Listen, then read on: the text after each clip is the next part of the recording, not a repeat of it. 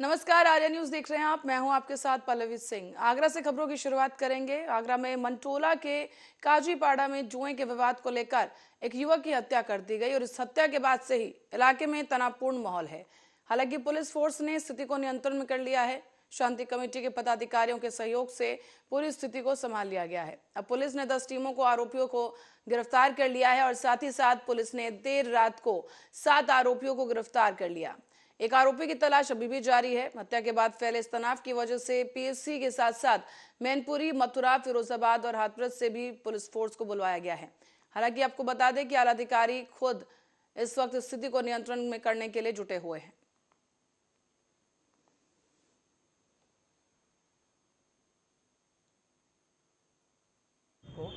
शाम में लगभग 7:30 बजे आबिद पुत्र वाकर की डंडों से पीट कर लहूलुहान किया गया था और हॉस्पिटल उसे ले जाया गया, जहां पर इलाज के दौरान उसकी मृत्यु हो गई। पुलिस ने तत्काल इस मामले में उनके पिता के द्वारा दी गई तहरीर पर मुकदमा पंजीकृत कर लिया है और जो उनके द्वारा लोगों को नामजद किया गया है उनमें 6 लोगों को गिरफ्तार कर लिया है और अज्ञात में एक और व्यक्ति इसमें सम्मिलित था, उसे भी गिरफ्तार किया गया है। इसमें कुल 7 लोग गिरफ्तार किए गए हैं। जो 7 गिरफ्तार किए गए हैं उनके नाम हैं नरेंद्र, टीटू, संजू, राजा बाबू, विक्रम उर्फ बकरा, कालू और गुलाब। इन 7 को पुलिस ने गिरफ्तार कर लिया है। आज उन्हें जुडिशियल रिमांड के लिए भेजा जा रहा है। मौके पे पुलिस तैनात है, शांति व्यवस्था कायम है। मेरी लोगों से अपील है कि पुलिस और प्रशासन का सहयोग करें और शांतिपूर्ण तरीके से सारी कार्रवाई होगी। और खबर अब कन्नौज से है, जहां एक तरफ जातीय जनगणना की मांग पूरी ना हो पाई है और दूसरी तरफ अब धार्मिक जनगणना की मांग उठने लगी है। ये मांग उठाई गई है कन्नौज के सांसद ने। लोकसभा कार्यालय पर प्रेस कॉन्फ्रेंस के दौरान सांसद सुब्रत पाठक ने इसकी मांग उठाई और अखिलेश यादव पर भी जमकर निशाना साधा है।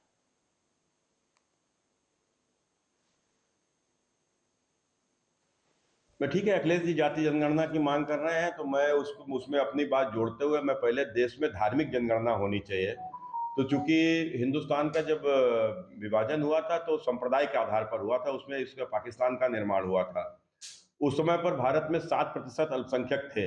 अब बढ़कर कितने हो गए हैं, तो देश में कितने मुस्लिम हैं, कितने ईसाई हैं, और इनकी भी एक जनगणना हो ताकि उसके बाद में फिर जाति की जनगणना हो। तो ताकि उसमें फिर लोगों को ये समझ में आ सके कि हमारे अधिकारों को, जिन अधिकारों की हम मांग कर रहे हैं उन अधिकारों के प्रति हमारे दूसरे धर्म के लोग हमारी जाति से उनकी संख्या कितनी अधिक है। मैं ठीक है, अखिलेश जी जाति जनगणना की मांग कर रहे हैं तो मैं उसमें अपनी बात जोड़ते हुए मैं पहले देश में धार्मिक जनगणना होनी चाहिए। तो चूंकि हिंदुस्तान का जब विभाजन हुआ था तो संप्रदाय के आधार पर हुआ था, उसमें इसका पाकिस्तान का निर्माण हुआ था। उस समय पर भारत में 7% अल्पसंख्यक थे। अब बढ़कर कितने। खबर प्रतापगढ़ से, जहां पर आपको बता दें कि एक हत्या कर दी गई। एक युवक की पीट कर हत्या कर दी गई है। घटना लीलापुर के थाना क्षेत्र की है, जहां पर परिजनों ने युवक की लाठी डंडे से और कुल्हाड़ी से हत्या करने का आरोप लगा दिया है।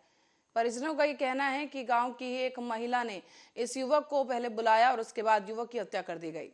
सूचना के बाद मौके पर पहुंची पुलिस ने इस मामले की छानबीन शुरू कर दी है।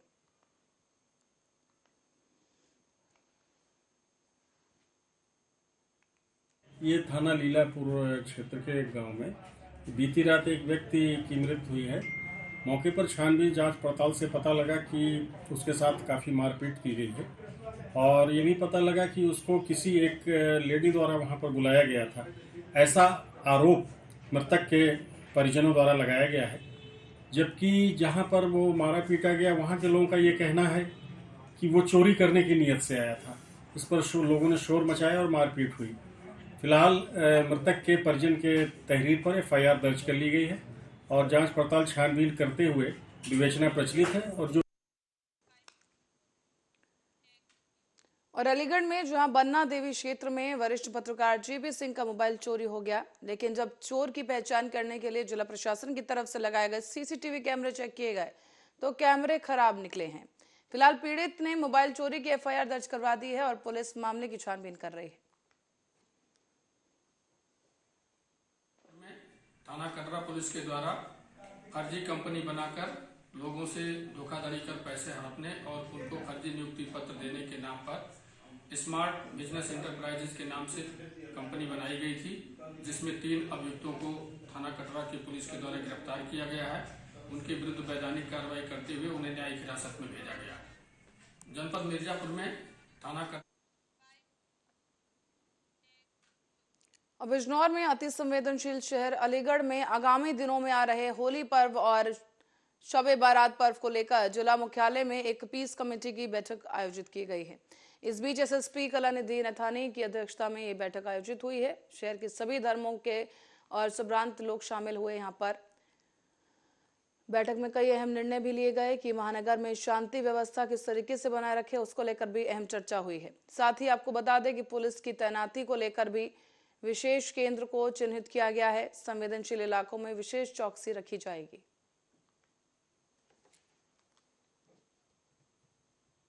होली और शब बारात का एक साथ त्योहार आया है और 6 और 7 में क्योंकि शब बारात है और 7 तारीख की होली है, उसी सिलसिले में ज़िला प्रशासन ने एक बैठक बुलाई थी और उसमें सभी समाज के और सभी धर्म के लोगों को बुलाया ताकि उससे मुतालिक जो भी बात हो वो की जाए।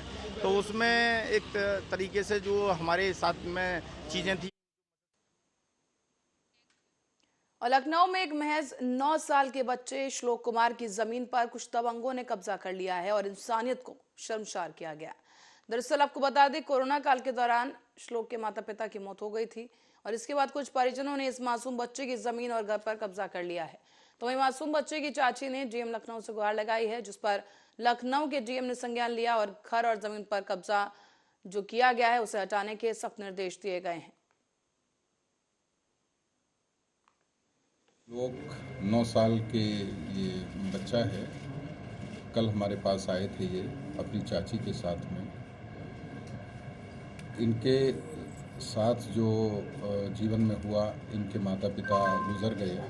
पहले पिता गुजर गए थे, उसके बाद में इनकी माता की कोविड के दौरान मृत्यु हो गई थी, ऐसा बताया गया। तो ये अपने नाना के यहाँ पर रह रहे थे, नाना इनके पालन कर रहे थे, लेकिन उनके नाना की डेथ भी हो गई। तो नाना की इकलौती बेटी थी इनकी मदर।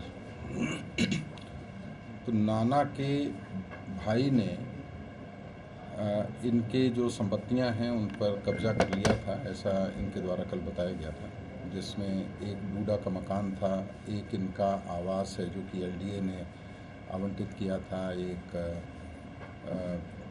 एलडीए की दुकान थी और कुछ जेवरात थे। श्लोक 9 साल के ये बच्चा है, कल हमारे पास आए थे ये अपनी चाची। और शिवपुरी जिले के पोहरी विधानसभा में बीएसपी को छोड़कर कांग्रेस में शामिल हुए पूर्व मंडी उपाध्यक्ष और कांग्रेस नेता कैलाश कुशवाहा ने इन दिनों पोहरी विधानसभा क्षेत्र में सेंध लगा दी है। कैलाश ने सदस्यता लेने के दौरान 20,000 कार्यकर्ताओं को जोड़ा और तब से लगातार कांग्रेस कार्यकर्ताओं की संख्या में इजाफा हो रहा है। बम्हारी गांव में कांग्रेस नेता कैलाश कुशवाहा ने बीजेपी की नीतियों से आहत होकर करीब 5 सैकड़ा लोगों को कांग्रेस की सदस्यता दिलाई।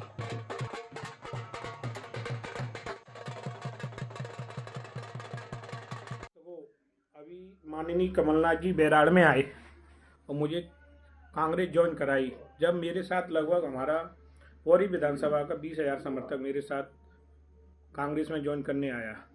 अब मेरी जिम्मेदारी बनती है कि मैं माननीय कमलनाथ जी के हाथ मजबूत करूं, कांग्रेस पार्टी के हाथ मजबूत करूं और कांग्रेस पार्टी का काम तो गांव-गांव जाकर और अभी हमने बम्हारी गांव में लगभग 600-700 भाजपा के सदस्यों की कांग्रेस के लिए ज्वाइन कराई है और आगे भी कई गांवों में हमें इंतजार हो रहा है कि उन भाजपा की नीतियों से दुखी होकर कांग्रेस में ज्वाइन कर रहे हैं। और देखना आप आने वाले समय में ज़्यादा से ज़्यादा लोग। और अब खबर रायबरेली से है, जहां से एक चौंकाने वाला मामला सामने आया है। बिना तलाक दिए एक शख्स ने 5 बच्चों की मां से शादी कर ली है और इस पर इस लड़के की मां ने उसे बेदखल कर दिया। तो वहीं इस सिलसिले में महिला ने जीएम को पत्र सौंपा है। मेरा लड़का अशरफ अली 5 लड़कों की माँ के साथ में चला गया, इसलिए हम उसको बेदखल कर रहे हैं अपने बच्चों से, अपने घर से और हर चीज़ से। मुझसे उससे कोई वास्ता नहीं है। आपके कहने सुनने में नहीं है? नहीं है हमारे कहने सुनने में। क्या हुआ क्या है? वो 5 लड़के की अम्मे के साथ करेगा शादी। वो लड़की बेकार है, 4 बार उसका हो चुका है ये काम। वो गिरी औरत है। पहले आदमी से क्या तलाक है उसका? अभी तक उसने तलाक नहीं दिया। पहले और रायबरेली में बीएसएफ के एक जवान ने जलमऊ एसडीएम और तहसीलदार पर कागजों में हेरफेर कर दूसरे के नाम को भूमि अंकित करने के आरोप लगा दिए हैं। मामला डलमऊ की नगर पंचायत का है, जहां बताया जा रहा है कि एक बीएसएफ के जवान चंद्रकांत ने एसपी कार्यालय पहुंचकर शिकायती पत्र देते हुए कहा कि जमीन जवान की मां के नाम पर है, पर कुछ दबंगों ने सत्ता का गलत इस्तेमाल करते हुए एसडीएम और तहसीलदार की शय से फर्जी तरीके से सरकारी दस्तावेजों में पहले हेरफेर की और उसके बाद इस जमीन को अपने नाम दर्ज करवा लिया है। यहाँ तक कि ये दबंग विपक्षी भूमि पर बुलडोजर लेकर निर्माण कार्य भी करवा रहे हैं और जवान ने पुलिस अधीक्षक आलोक प्रियदर्शी से अब न्याय की गुहार लगाई है। मेरे माता के नाम 20/4/1984 को ज़मीन वरासतन कह लो कि दर्ज हुआ था, जो कि अभी गलत कागजों और पैसे लेकर के तहसीलदार उमेश चंद और एसडीएम डलमऊ के मिली भगत से फर्जी तरीके से ज़मीन को दूसरे के नाम अंकित कर दिया गया, जो कि हमारी बुजुर्ग माँ है और वाइफ और मौके पर गए जब वो कब्जा करना शुरू कर दिए, भूमाफिया द्वारा कब्जा करना शुरू कर दिया। उनका काम है एग्रीमेंट कराना और कोई भी उसमें से कोई काम नहीं करता है, सब 4 पहिया से चलते हैं, किसी के पास कोई काम नहीं, कोई नौकरी पेशा नहीं है और ये लोगों का काम भूमाफिया का काम है। गोरखपुर में भारतीय जनता पार्टी के महानगर अध्यक्ष राजेश गुप्ता और क्षेत्रीय अध्यक्ष और साथ ही साथ एमएलसी धर्मेंद्र प्रताप सिंह और पार्टी के कार्यकर्ता बूथ अध्यक्ष पदाधिकारी के नेतृत्व में आज बेनीगंज में बीजेपी कार्यालय में बूथ सशक्तिकरण अभियान का शुभारंभ किया गया। नगर निकाय चुनाव को लेकर जिले के हर वार्ड के बूथ अध्यक्षों को कमान संभालने की जिम्मेदारी दी गई है। आज हम सभी ने जो महामहिम राष्ट्रपति जी के अभिभाषण पर पार्टी ने तय किया है कि सभी शक्ति केंद्रों पर हम राष्ट्रपति जी के अभिभाषण पर कार्यक्रम करने हैं। सभी शक्ति केंद्रों पर 200 से 300 की संख्या के कार्यक्रम होने हैं और राष्ट्रपति जी ने क्या क्या हमारी सरकार, केंद्र की सरकार का क्या क्या कमिटमेंट है, सरकार ने क्या क्या किया है, उस पूरे अभिभाषण में वो है। तो वो 16 पन्ने का अभिभाषण है। उस 16 पन्ने के अभिभाषण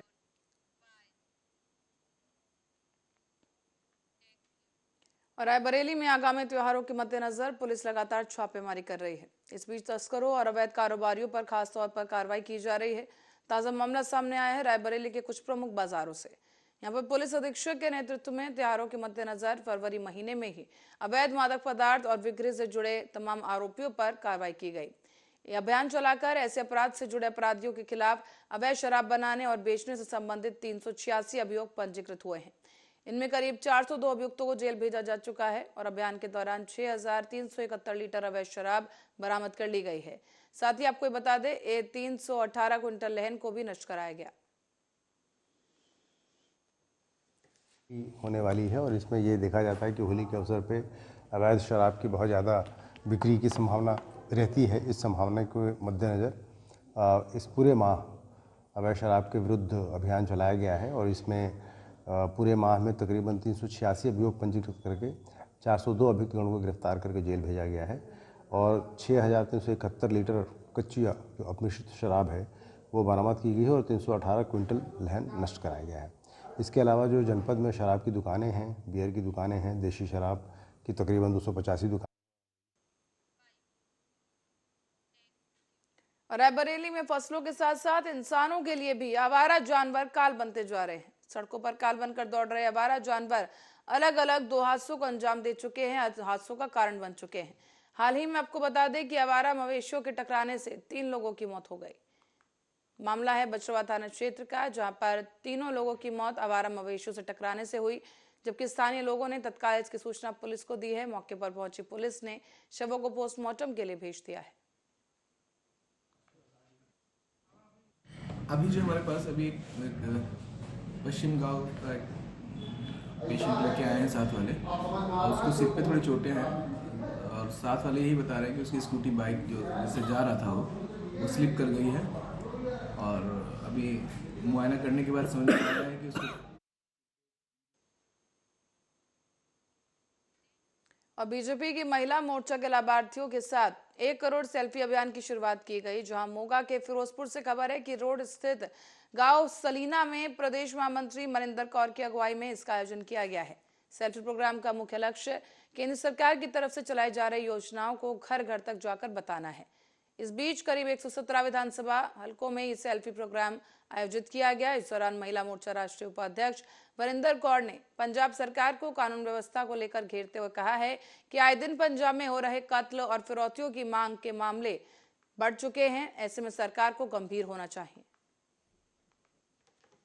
प्रोग्राम का खास तौर पे इस मंतव यह है कि ਜਿਹੜੀਆਂ ਸਾਡੀਆਂ ਬੀਬੀਆਂ इस चीज़ों ਦੀਆਂ ਲਾਭਪਾਤਰੀ ਹਨ, ਉਹਨਾਂ ਨੂੰ ਇਹ ਪਤਾ ਹੋਣਾ ਚਾਹੀਦਾ ਕਿ ਇਹ ਚੀਜ਼ਾਂ ਜਿਹੜੀਆਂ ਸਾਨੂੰ ਕਿਹਨੇ ਭੇਜੀਆਂ। ਸੈਂਟਰ ਸਰਕਾਰ ਤੋਂ ਮੋਦੀ ਜੀ ਦੀ ਸਰਕਾਰ ਨੇ ਮਹਿਲਾਵਾਂ ਦੇ ਲਈ ਇੱਕ ਤੋਂ ਇੱਕ ਵਧੀਆ ਯੋਜਨਾ ਬਣਾਈ। मैं सब तो धन्यवाद करती हाँ राष्ट्रीय अध्यक्ष मैडम थिंद जी का ते अपने प्रदेश के महिला मोर्चा के प्रधान मीनू सेठी मैम का, जिन्हों ने साडा पिंड ही चुनिया भी इत्थे आके तुहाडे पिंड कार्यक्रम किया जाए। तो मैं धन्यवाद करती हूँ जिहड़े लाभार्थी इत्थे पहुँचे तो उन्होंने आपकी सैल्फी आके खिचवाई।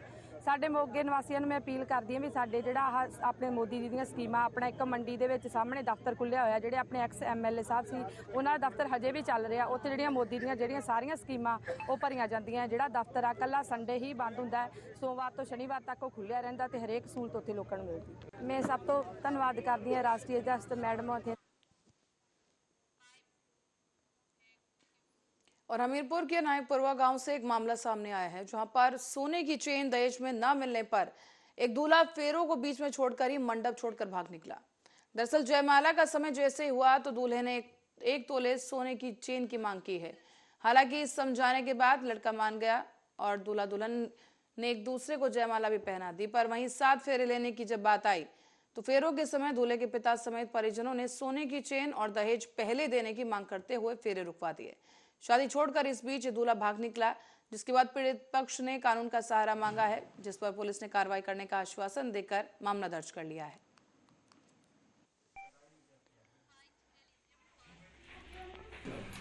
सर मामले की तय तो हमें भी नहीं मालूम है, लेकिन जितनी हमें जानकारी है वो हम आपको बता रहे हैं। सर मामला ये हुआ कि तिलक हमारा 21 तारीख को हुआ था।